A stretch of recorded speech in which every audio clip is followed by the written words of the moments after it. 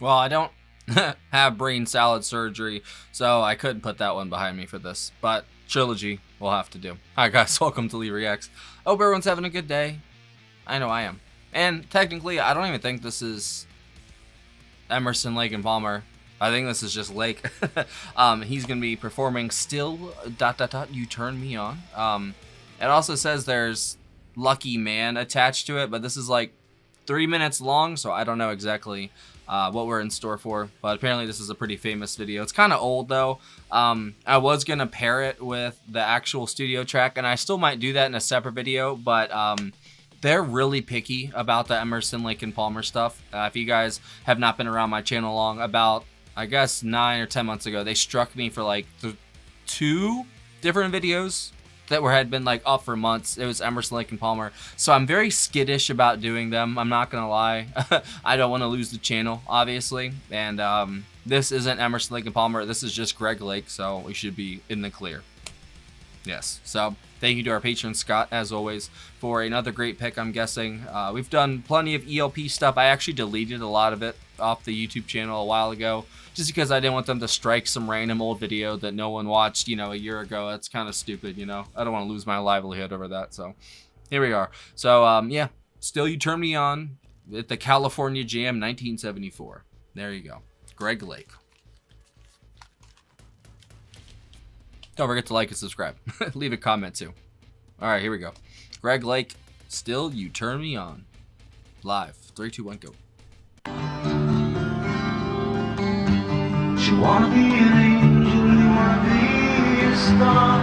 She wanna play some magic on my guitar.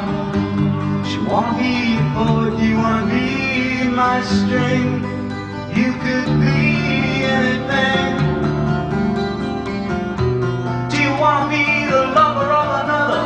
Undercover, you could even be the man on the moon. She wanna be the singer. You wanna be the song. Let me tell you something. You just couldn't be more wrong. You see, I really have to tell you, when you're buried in disguise by the dark glass on your eyes, the Chewing gum. Turn me on, yeah. What a voice, man. You turn me on, yeah. You turn me on.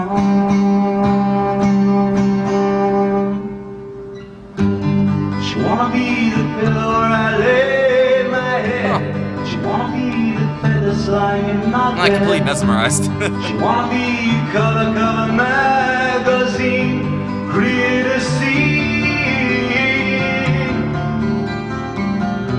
Every day a little sadder, a little madder. Someone get me a ladder. She wanna be a player.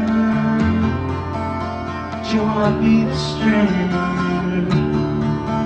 Let me tell you something. It just don't mean a thing. You see, I really have to tell you that it all gets so intense. From my experience, it just doesn't seem to make sense. But still, you turn me on, yeah. You turn me on, yes you do.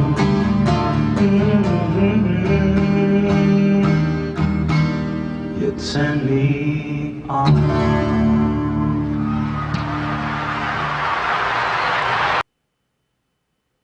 That was creepy at the end. There's like some kind of sacrifice or something. Well, it did say like it was like a mountain jam or something, so maybe they were just doing something. I was mesmerized by that, I'm not gonna lie. I don't know if that was a 12 string or a 6 string. It sounded like a 12 string to me, but I could be wrong. There was a lot of notes being played that just, it had this like underlying, I always use this, it kind of had this morose, sort of sensual feeling, if that makes any sense, you know, because he's saying the words, still you turn me on, but it was almost coming from a kind of creepy place, you know what I mean? I don't know. Maybe the album version is different with, like, you know, ELP. I don't know if this is just Greg Lake. Even on the album, it's just him by himself. I don't know. I haven't heard the original track, like I said. But that was absolutely haunting. Like I said, it's like your brain interprets it as something beautiful, but there's something wrong with it at the same time. I don't know how to describe it better than that. Maybe the still you turn me on thing means something else, or it's coming from a strange place, or I'm just reading it completely wrong and it's a beautiful love tale. I don't know, man. But the way that he sang it, the way that his notes from his voice just kind of hung in the air, you know, he just has that really expansive voice, you know, like he was chewing gum and just relaxing basically, and he put on a show that I just couldn't keep my ears or my eyes off of, basically. And we've done we've done a couple of his solo tracks. We've done a lot of his Crimson tracks from that, you know, first album or whatever. I remember, I think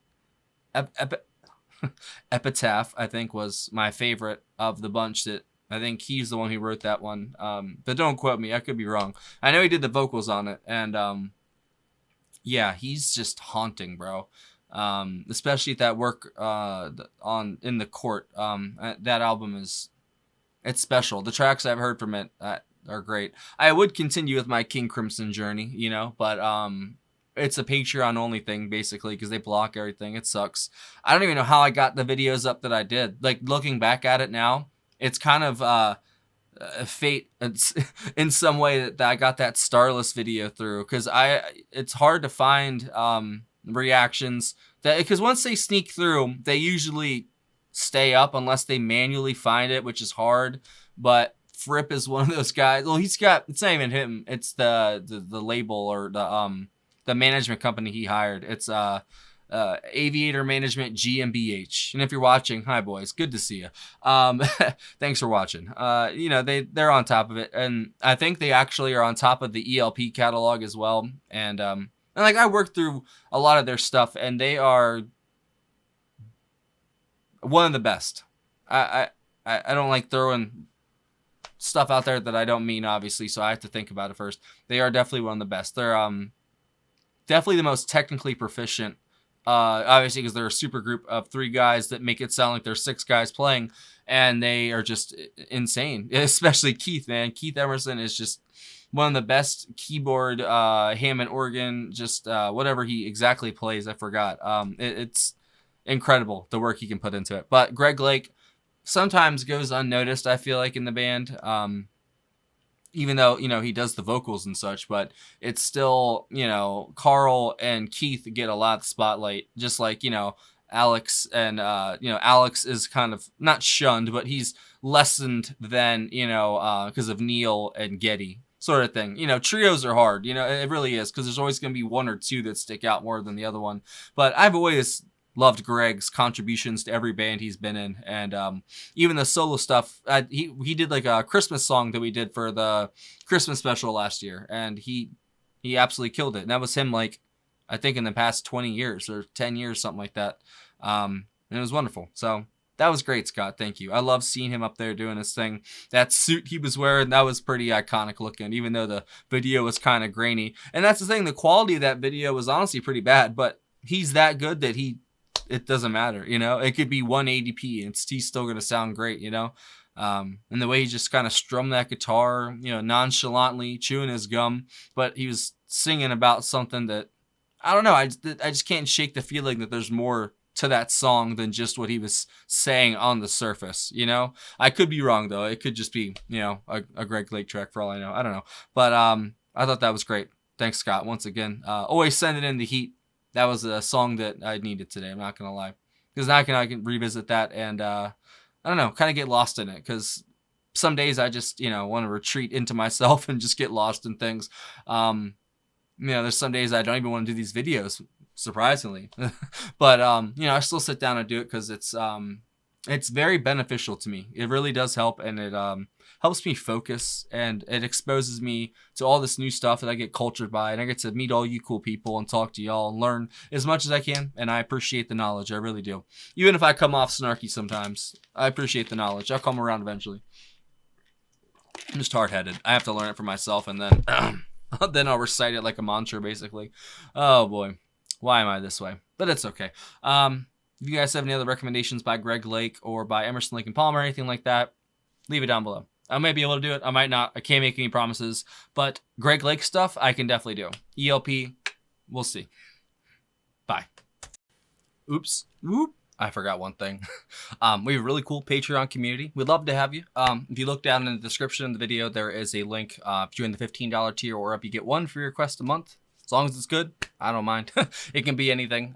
There's also a PayPal as well in the description if you want to send a tip or request in that way. But if you join Patreon at any level, you get access to all of our block videos, full album reactions, and access to our Discord server. That's just for patrons. That's where everything's happening. So, yeah. See ya.